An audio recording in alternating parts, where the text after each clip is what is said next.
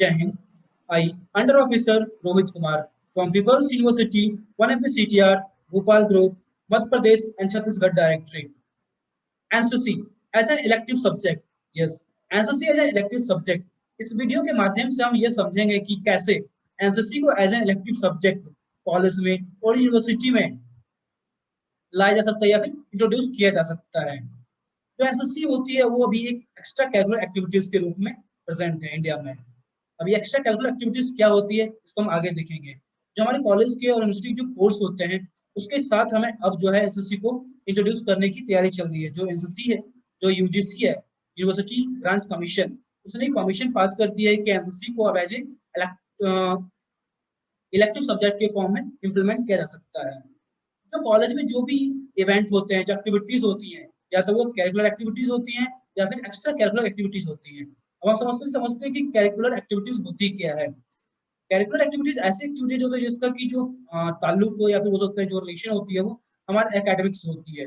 जैसे कि हमारा ऐसे राइटिंग कॉम्पिटिशन हो गया, क्विज कॉम्पिटिशन हो गया, डिबेट कॉम्पिटिशन होगी, रिसर्च वर्क हो जाता है, केस स्टडी हो गया, केस प्रेजेंटेशन हो जाती है, डिबेट कॉम्पिटिशन हो गया, जितने भी लेबोरेटरी एक्सपेरिमेंट हो जाते हैं, लाइब्रेरी वर्क आ जाते हैं, ये जितने भी एक्टिविटीज होती हैं वो कैरिकुलर एक्टिविटीज होती हैं स्कूल या फिर कॉलेज यूनिवर्सिटी में। ठीक है, इसका की जो रिलेशन होती है हमारे एकेडमिक्स होती है। और जो सेकंड हम देखते हैं कि एक्स्ट्रा कैरिकुलर एक्टिविटीज।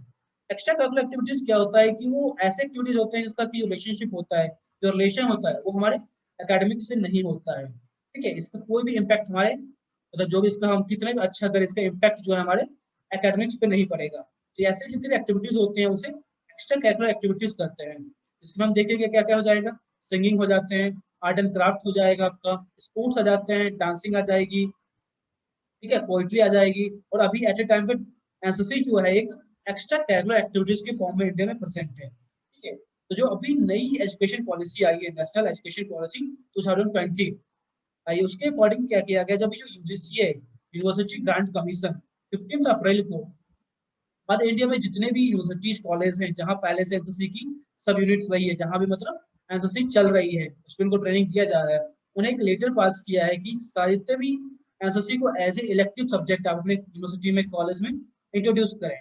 मतलब ये कि उसको as a course, as a subject अपने कॉलेज में परफॉर्म करें, इंट्रोड्यूस करें, इसे इंप्लीमेंट करें। अब हम समझते हैं कि एज ए कोर्स का मतलब यहाँ पे क्या है। जैसे हम कॉलेज में, यूनिवर्सिटी में कोई भी कोर्स करते हैं, चाहे हम बीएससी नर्सिंग कर रहे हो, डिप्लोमा कर रहे हो, पॉलिटेक्निक करते हैं, ठीक है, फार्मेसी का कोर्स करते हैं, इंजीनियरिंग करते हैं, तो उसका एक परफॉर्मा होता है, एक कोर्स होता है। ठीक है, सेम उसी तरह कॉलेज यूनिवर्सिटी में जो है एक एनसीसी को as a course, as a subject, elective subject के फॉर्म में इंट्रोड्यूस करने की जो है एक परमिशन दे दिया है अभी यूजीसी ने, यूनिवर्सिटी ग्रांट कमीशन ने। हम देखते हैं कि जो अभी एट द प्रेजेंट अभी हमारा जो एनसीसी है वो एक एक्स्ट्रा करिकुलर एक्टिविटीज है। मतलब कि इसका जो एक्टिविटी का एडवांटेज जो है हमारे एकेडमिक्स पे कोई नहीं पड़ेगा, जीरो इसका इम्पैक्ट है हमारे एकेडमिक्स में। ठीक है, तो हम देखते हैं कि जो यूजीसी है वो हमारे इंडिया के सारे यूनिवर्सिटी और कॉलेजेस में जहां भी एसएससी अभी रन हो रही है उनको परमिशन दी है कि एसएससी को जो है ऐसे इलेक्टिव सब्जेक्ट के फॉर्म में अपने कॉलेज में आप इंट्रोड्यूस करें। उसका एडवांटेज क्या क्या होगा, ठीक है, उसका बहुत सारे एडवांटेज देखेंगे। 1948 से जब से एनसीसी एस्टेब्लिश हुई है, मतलब इंडिया में जब से आई है और अभी आज तक 2021 तक एनसीसी जो है हमारे देश के बिल्डिंग, नेशन बिल्डिंग में, यूथ के पर्सनालिटी डेवलपमेंट में हमेशा तत्पर रही है। और अगर इसे हम एज ए इलेक्टिव सब्जेक्ट अगर कंसिडर कर दिया जाए कॉलेज में, तो एडमिनिस्ट्रेशन जो है, मैनेजमेंट जो है उसे और अच्छी तरीके से इम्प्लीमेंट करेगी। इससे एडवांटेज ये होगा कि इसे एनसीसी को और अच्छी तरीके से रन किया जा सकता है। जो हमारे देश के यूथ हैं उसको और अच्छे से, उनका जो पर्सनालिटी डेवलपमेंट है और अच्छे से होगी। ठीक है, तो हम देखते हैं कि जो एसएससी है उसको as an elective subject introduce करने से क्या बेनिफिट मिलने वाले हैं। जो एसएससी को है, एसएससी को क्या बेनिफिट मिलेगी, और जो कैडेट्स हैं जो एसएससी में भी इन्वॉल्व हैं उनको क्या क्या बेनिफिट्स मिलने वाली है। सबसे पहले हम देखते हैं इसमें कि जो इन्वॉल्व कैडेट्स होते हैं, जो कैडेट में इन्वॉल्व हो चुके हैं या फिर जो इन्वॉल्वमेंट लेना चाहते हैं एनसीसी में, जो एडमिशन लेना चाहते हैं एनसीसी में, उनको एक बी और सी सर्टिफिकेट तो मिलेगी मतलब जो कि एक नेशनल लेवल का सर्टिफिकेट होता है। ठीक है, राष्ट्रीय स्तर का डिग्री होती है एक नेशनल एनसीसी की, नेशनल कैडेट कोर्स की जो डिग्री होती है वो एक नेशनल लेवल की डिग्री होती है। और उसके उनके साथ साथ क्या होगा, उनको क्रेडिट पॉइंट्स उनके डिग्री में एकेडमिक्स जो है ऐड किए जाएंगे। मतलब ये इनको जो भी कोर्स कर रहे होंगे वो उनके एकेडमिक जो भी परफॉर्मेंस होगा, उनके जो भी डिग्री बन के आएगी, जो उनका मार्क्स होगा, उनमें पॉइंट के फॉर्म में मार्क्स के फॉर्म में जो एनसीसी का जो है एक एडवांटेज दिया जाएगा उनको एकेडमिक्स में। उससे सिर्फ क्या बेनिफिट मिलेगी कि जो स्टूडेंट हैं उनको जो कैरिकुलर एक्टिविटीज जो कर रहे हैं उनके साथ साथ उनका जो एडवांटेज है, उनका जो स्टाइफल इंसेंटिव के फॉर्म में बोल सकते हैं इसे, जो कैरिकुलर एक्टिविटीज का इंसेंटिव होता है उनको एकेडमिक्स में देखने को मिलेगा। यहाँ की एक अच्छी बात होती है, कैडेट्स के लिए होगी और एनसीसी के लिए भी होगी। तो सेकंड पॉइंट हम देखेंगे कि जो एनसीसी की ट्रेनिंग है वो और ज्यादा इंप्रूव होगी, क्योंकि जब इसे एज ए कोर्स इंप्लीमेंट किया जाएगा किसी भी कॉलेज में, यूनिवर्सिटी में, ठीक है, तो उसका जो एडमिनिस्ट्रेशन होगा, जो मैनेजमेंट होगा, उसे और अच्छे तरीके से रन करने के लिए सोचेगी। जो यहाँ पे हमारे यूनिट्स होते हैं, यहाँ कैंप लगते हैं, वहाँ और अच्छे तरीके से जो ट्रेनिंग होगी वो इम्प्रूव होगी। तीसरा पॉइंट देखते हैं हम यहाँ पे, strength of the cadet in NCC will increase. इसका मतलब ये है कि बहुत सारी कॉलेजेस और एनसीसी कॉलेज और यूनिवर्सिटी में जो होते हैं अच्छे पढ़ने वाले स्टूडेंट्स, मतलब जो क्वालिटी स्टूडेंट्स होते हैं, वो इन सारे एक्स्ट्रा कैरिकुलर एक्टिविटीज में ध्यान नहीं देते हैं। उनका जो है इसका जो रुझान होता है या फिर जो इंटरेस्ट होता है वो इनमें नहीं होता है। इनका रीजन ये है कि इनका कोई भी एडवांटेज हमारे एकेडमिक्स पे नहीं पड़ता है। जो हमारी एनसीसी है एट प्रेजेंट, वो एक एक्स्ट्रा कैरिकुलर एक्टिविटीज है, ठीक है, जिनका कोई भी एडवांटेज का कोई भी इम्पैक्ट जो हमारे एकेडमिक्स पे नहीं पड़ती है। जो कैडेट्स या स्टूडेंट होते हैं कॉलेज के, यूनिवर्सिटी के क्वालिटी स्टूडेंट्स, वो इसमें एनरोल नहीं हो पाते हैं या फिर उनका इच्छा नहीं, इंटरेस्ट नहीं होता इसमें एनरोलमेंट होने का। अब अगर एनसीसी को एज ए एक्टिव सब्जेक्ट अगर से इम्प्रूव कर दिया जाए, इंट्रोड्यूस कर दिया जाए कॉलेज में, तो जो क्वालिटी स्टूडेंट्स हैं, जो अच्छे अच्छे स्टूडेंट हैं, उनका भी रुझान, इंटरेस्ट एनसीसी के लिए आएगा। जिससे क्या होगा कि हमारे एनसीसी की जो स्ट्रेंथ है वो और ज्यादा बढ़ेगी, जो हमारा यूथ ऑर्गेनाइजेशन है वो और ज्यादा बिल्डअप होगा, और ज्यादा स्ट्रॉन्ग होगा। हम देखते हैं कि कोर्स डिजाइन क्या होगा। जो एनसीसी है हमारी अभी, वो तो अभी 3 साल की होती है कॉलेज और यूनिवर्सिटी में, सीनियर डिवीजन और सीनियर विंग्स के लिए। अब जो न्यू जो elective course as a elective course से डिजाइन किया गया है, उसका डिजाइन क्या होगा, कोर्स का डिजाइन क्या होगा। तो जब पहले जैसा ही जो हमारा कोर्स होगा एसएससी की, वो 3 साल की होगी एसडी और एसडब्ल्यू के लिए कॉलेज यूनिवर्सिटी में। अब जो इसमें एक चीज चेंजेस किया गया कि जो इसको 3 साल की है, जो ईयर्स को जो है जो सेमेस्टर में डिवाइड कर दिया गया है। मतलब ये कि जो 3 साल है उसे 6 सेमेस्टर में डिवाइड कर दिया गया है, एक साल में 2 सेमेस्टर। जैसे कि बीटेक और पॉलिटेक्निक वगैरह जो कोर्स होती है, टेक्निकल कोर्सेज, उनमें सेमेस्टर वाइज चलता है इनका कोर्स। सेम उसी तरह जो 3 साल के एनसीसी की कोर्स जो है उसे 6 सेमेस्टर में डिवाइड कर दिया गया है, 6 मंथ का 1 सेमेस्टर और 3 ईयर्स का 6 सेमेस्टर से डिवाइड कर दिया गया है। पीरियड्स होंगे, नंबर ऑफ पीरियड्स जितने भी होंगे थियोरेटिकल का प्रैक्टिकल के, एनसीसी के 3 साल के अंदर ओवरऑल, वो 300 आवर्स के होंगे, 300 घंटे का होगा पीरियड होगा, जिसमें कि 120 120 आवर्स जो होगा वो थियोरेटिकल का होगा और 180 आवर्स जो होंगे वो प्रैक्टिकल सब्जेक्ट के होंगे। तो हम आगे देखते हैं कि कौन कौन सब्जेक्ट हमारे प्रैक्टिकल और थियोरेटिकल होंगे और कैसे कैसे आवर्स का डिस्ट्रीब्यूशन है। हम जो एनसीसी में देखते हैं उसमें 2 सब्जेक्ट्स होते हैं, ठीक है। एनसीसी में जो होते हैं 2 सब्जेक्ट्स होते हैं, एक होते हैं कॉमन सब्जेक्ट और दूसरा होता है स्पेशलाइज्ड सब्जेक्ट। तो सबसे पहले जो कॉमन सब्जेक्ट की बात करते हैं, यहाँ जैसे एक टेबल देख सकते हैं, ये हमारे टेबल में सब्जेक्ट होंगे, ये हमारा लेक्चर हो गए, थियोरेटिकल लेक्चर, और ये प्रैक्टिकल होंगे, ठीक है। प्रैक्टिकल में जो हमारा कॉमन सब्जेक्ट होता है उसमें हमारे जनरल एनसीसी हो गया, national integration drill, weapon training, personality development, leadership, disaster management, social services और कम्युनिटी डेवलपमेंट, जितने भी कॉमन सब्जेक्ट होते हैं, health and hygiene, obstacles training, general awareness of border and coastal areas, ये सारे हमारे कॉमन सब्जेक्ट्स होते हैं, ठीक है। और इसके जो आर्ट्स डिस्ट्रीब्यूशन किए गए हैं, ये प्रैक्टिकल थ्योरेटिकल आर्ट्स हैं, ये हमारे प्रैक्टिकल्स आ रहे हैं।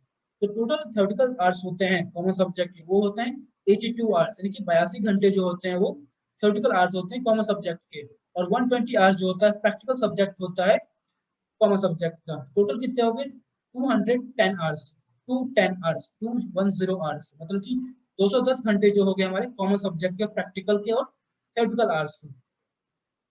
अब हम देखते हैं स्पेशलाइज सब्जेक्ट के बारे में। जो आर्मी होती है, एनसीसी की जो 3 विंग्स हैं, 3 डिवीजन है, जैसे कि आर्मी हो गया, नेवी हो गया और एयरफोर्स हो गए।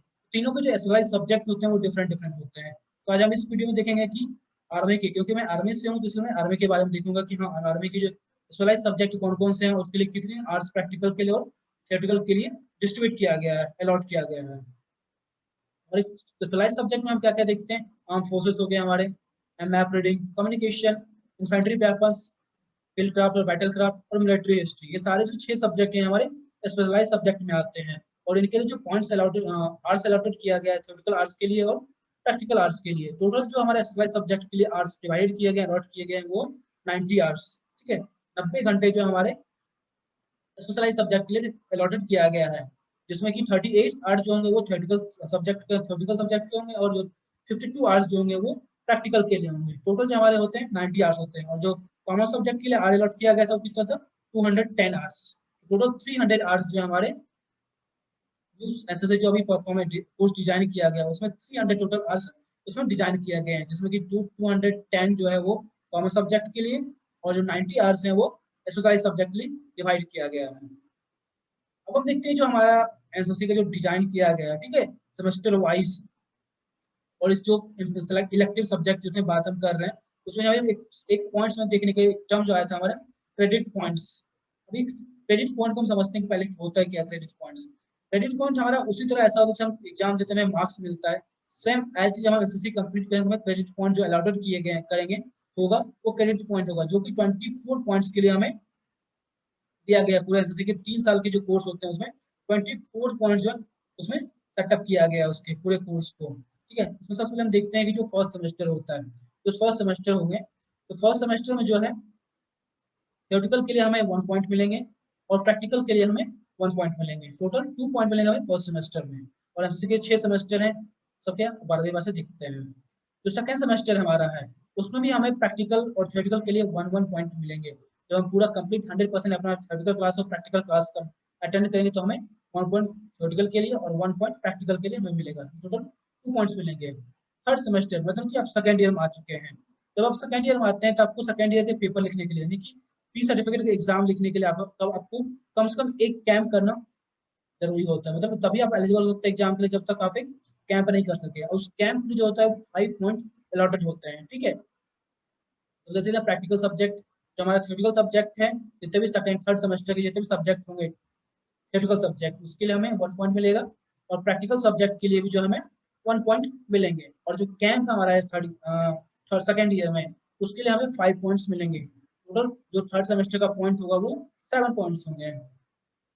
4 पॉइंट्स में सेम एज देखते हैं, थ्योरेटिकल के लिए हमें 2 पॉइंट्स मिलते हैं और प्रैक्टिकल के लिए 1 पॉइंट्स मिलते हैं। टोटल 3 पॉइंट्स मिलते हैं हमें फोर्थ सेमेस्टर मतलब कि सेकंड ईयर के लास्ट में जो सेमेस्टर आएगी।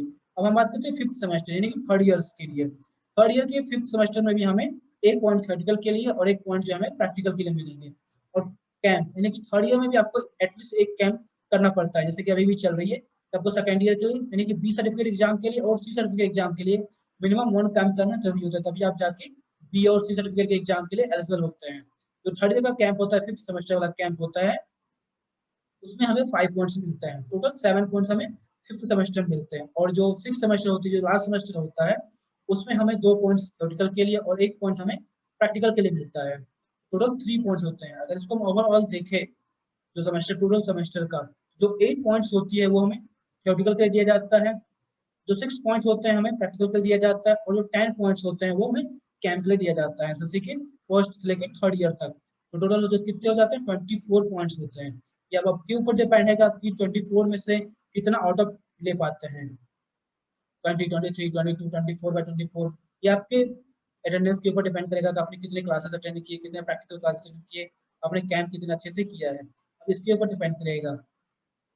आई होप आप सारे लोग समझ गए होंगे कि इस जो हमारा नया इलेक्टिव सब्जेक्ट के रूप में हमारा एनसीसी जो है अभी इंट्रोड्यूस होने जा रही है या होने वाली है कॉलेज में और यूनिवर्सिटीज में। उसका कोर्स डिजाइन क्या होगा, उसका क्या क्या हमें इंसेंटिव्स मिलेंगे, एनसीसी के कितने एडवांटेज हैं, शायद ये बताने की जरूरत नहीं है आप सभी एनसीसी कैडेट्स को।